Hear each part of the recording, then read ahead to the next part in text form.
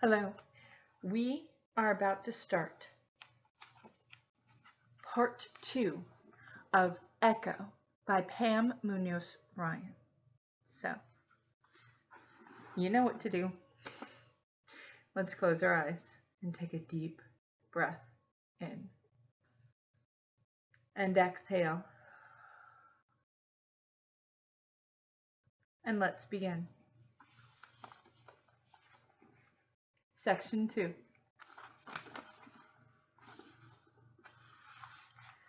June 1935, Philadelphia County, Pennsylvania, USA. America the Beautiful. Music by Samuel A. Ward. Lyrics by Catherine Lee Bates. O beautiful for spacious skies, for amber waves of grain, for purple mountain majesties, above the fruited plain. America, America, God shed his grace on thee, and crown thy good with brotherhood from sea to shining sea. Chapter 1. After a night of wrestling, the heat in the upper boys' dormitory, Mike Flannery nuzzled into his pillow, savoring the cool air that finally drifted through the open windows at the bishop's home for friendless and destitute children. A morning dove cooed, sink faucets dripped, bed springs creaked as the lads shifted and settled in their narrow cots. Through a cobweb of dreams, Mike heard Frankie's distinct whistle. The last six notes of America the Beautiful, their signal for emergencies. He propped himself on one elbow, rubbed his eyes, and hoped he'd imagined it. Mike heard it again, and the lyrics played in his mind. From sea to shining sea. He flung off his sheet, tiptoed to the second-story window, and looked down. His little brother, Frankie, stood next to a hydrangea bush, pointing to the oak that hugged the side of the brick building. Mike hurried back to his cot, put on his knickers and shirt, and slipped into his suspenders, being careful not to wake the 19 other boys. Still asleep in the room, he ran his fingers through what little hair he had left. Yesterday, a barber had donated his services, and Mike's hair was so short that the cowlick above his left eyebrow stood straight up like an exclamation point. It was bad enough to be almost 6 feet tall at 11 years old and have red hair. It was worse to draw attention to it. He pulled on his cap. Barefooted, he tiptoed down the hall and past the door of Mrs. Godfrey, the floor warden. The snoring coming from inside reassured him that she wouldn't budge any time soon. He opened the stairwell door, closed it behind him, and took the steps 2 at a time to the landing between floors. At the window, he lifted the sash and stuck out his head. Frankie had already scaled to the tree's saddle, where the limbs forked. He waved and began to climb upwards. Mike couldn't watch. Heights frightened him, and looking straight down made him dizzy. He took a step back and waited, shifting his eyes to the Pennsylvania countryside.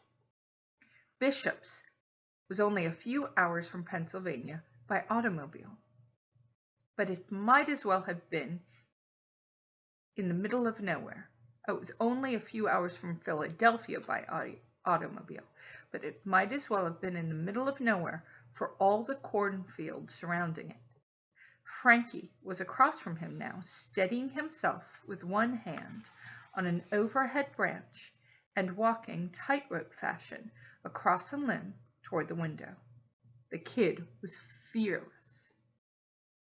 Mike held his breath until Frankie swung his leg over the sill and tumbled into the stairwell. Mike helped him stand.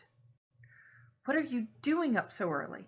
If Mrs. Delancey finds out you left your building before morning, Val, she'll tell Pennyweather, and you'll get detention in the cellar again." He brushed twigs from Frankie's hair. He'd seen the barber yesterday, too, but he had the younger boy's bowl cut. "I hate it when you come up the tree."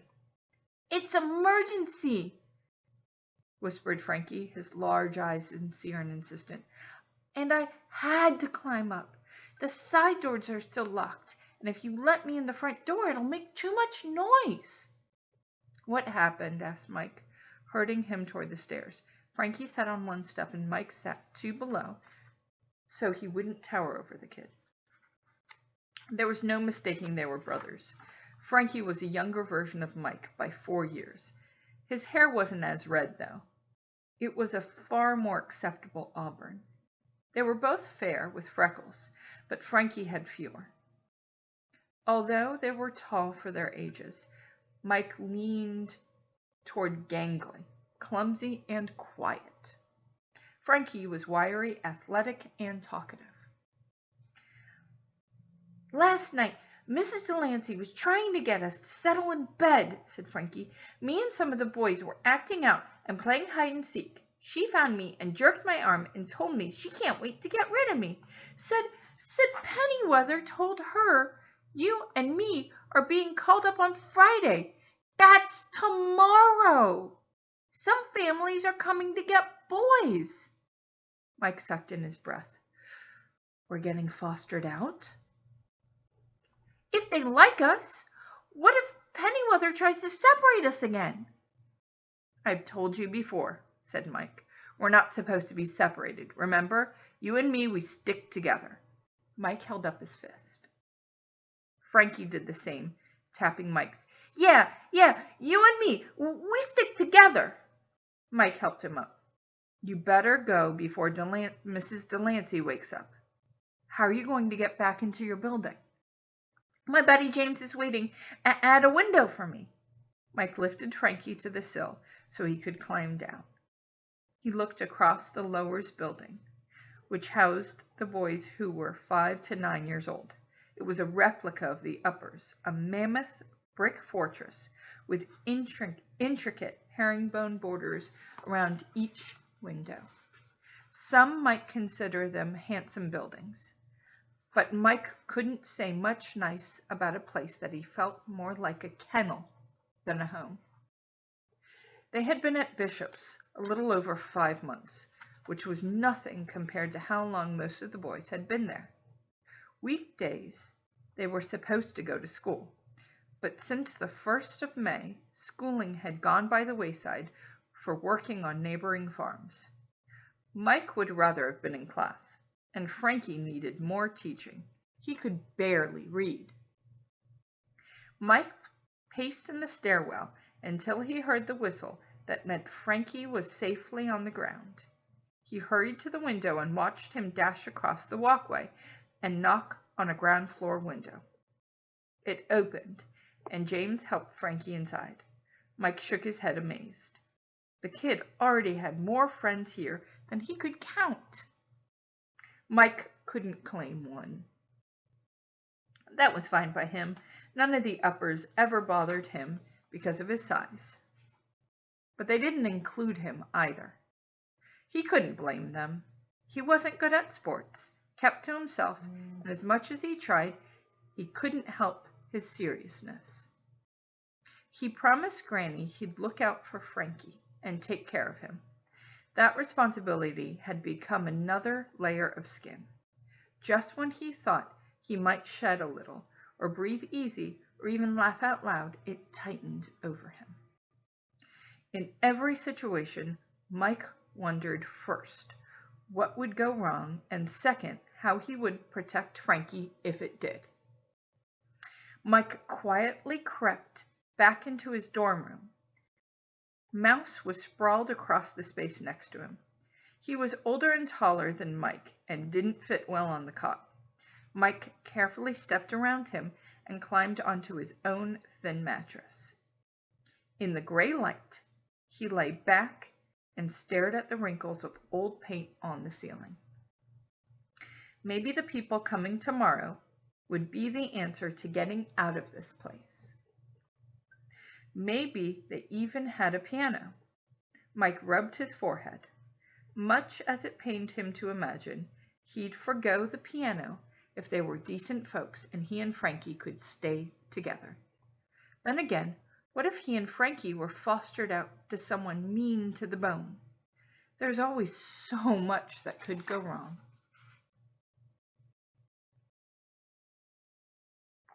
Chapter 2.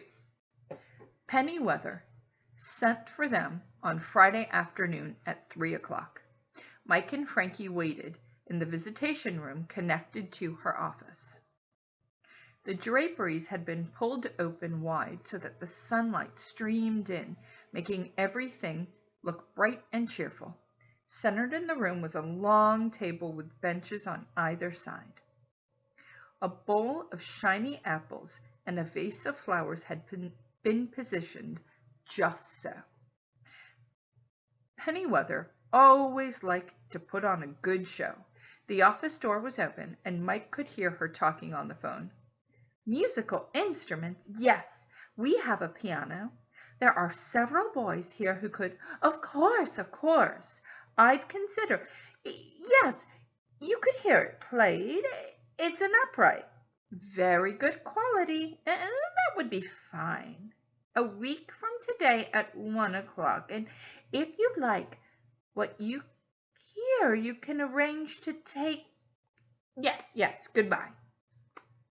Mike winced. Pennyweather was selling the piano?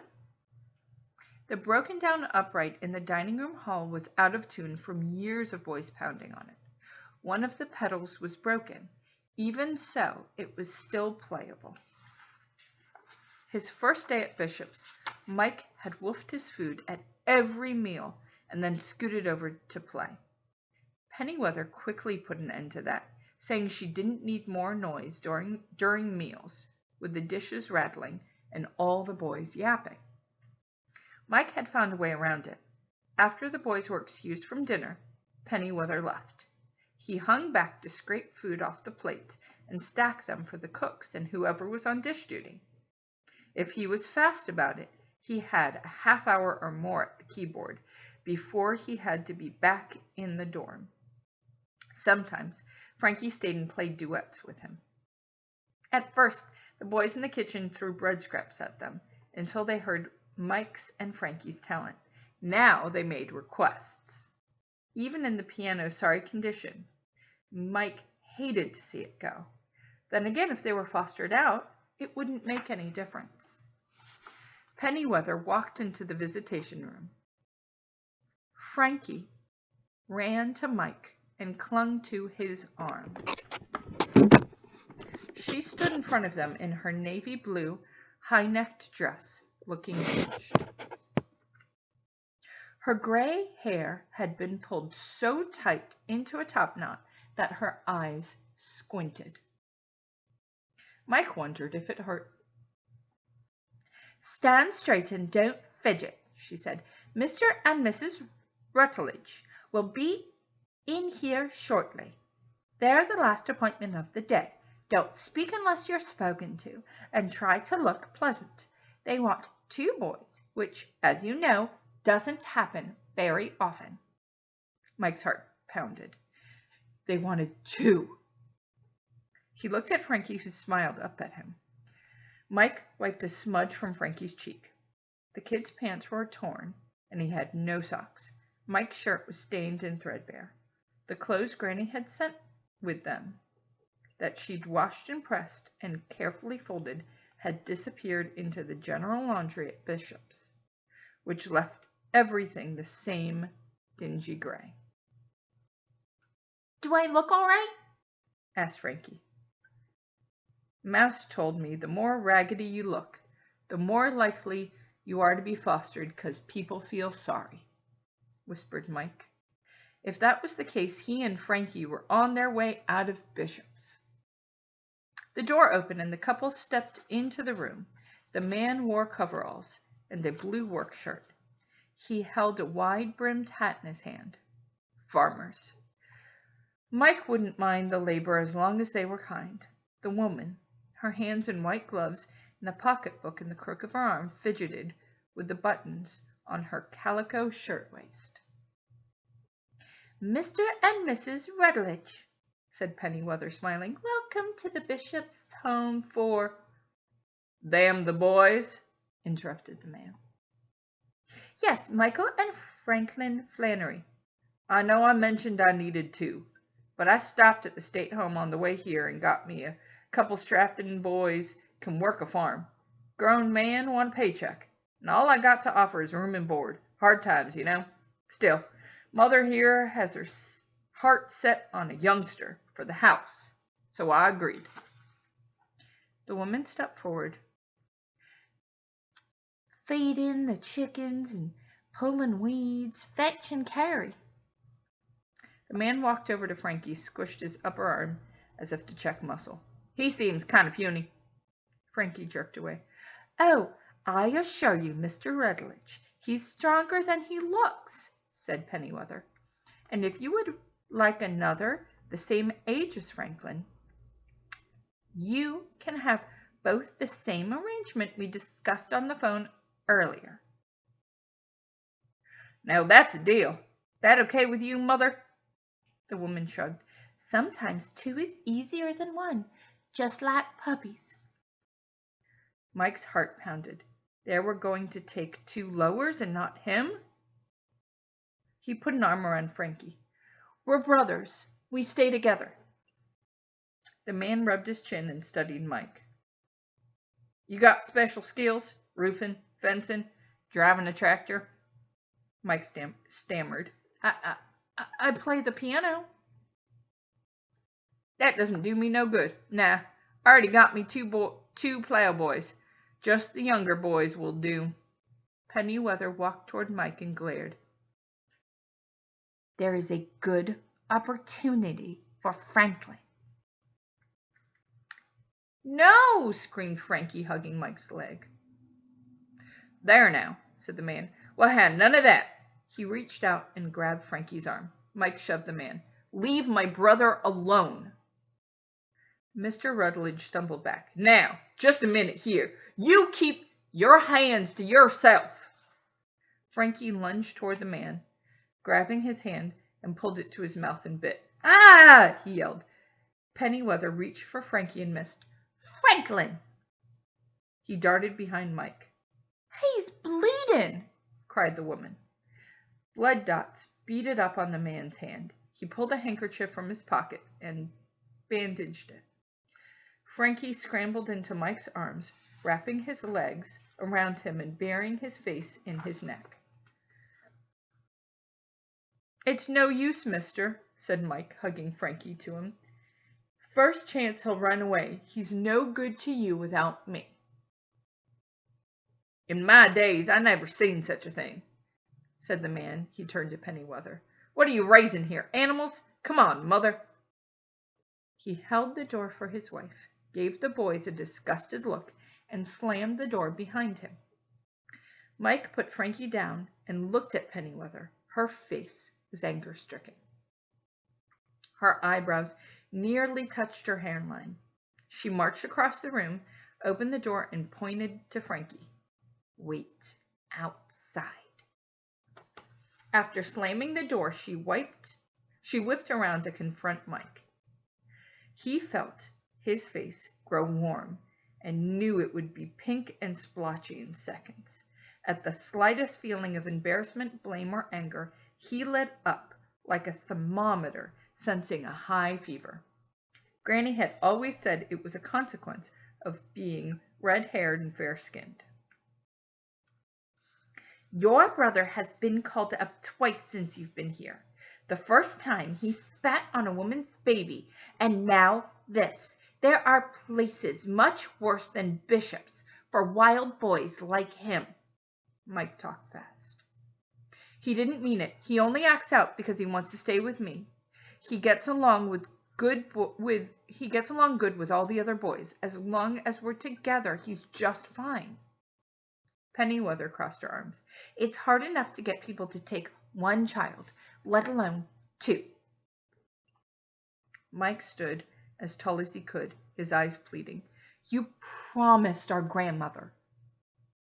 I promised her I'd try to keep you together. It was by no means binding. Pennyweather's anger stayed in her eyes, but her face changed, and she smiled. It won't make a bit of difference soon. Hathaway House in Montgomery County is filled to overflowing with boys over 14. They are making it my worthwhile to create room for them. Any of the lowers left by September will go to the state home to free up beds for the Hathaway boys. Mike felt as if someone had jerked a rug out from under him, and he might topple at any minute. He steadied himself on the table. Then I'll go with Frankie. Not if I put you out to hire. It's not legal till I'm 14. I'm not even 12 for another 6 months. Pennyweather shook her head. Who's going to believe you're not 14, tall as you are? All I have to say is you came with no birth certificate. It happens all the time. You could be on a farm 50 miles away in another county. You better hope a family comes along for Franklin before September and he behaves enough for them to want him. Or he'll be in the same state home and you'll be working who knows where. You two can mull that over long and hard in the cellar. Since the day they'd arrived, Mike had worried about what might happen if he and Frankie were separated. It was a dark cloud on the horizon of his mind, always looming, always menacing. He'd thought he had time to figure it out. Now, instead of 2.5 years away, the storm was overhead. Chapter 3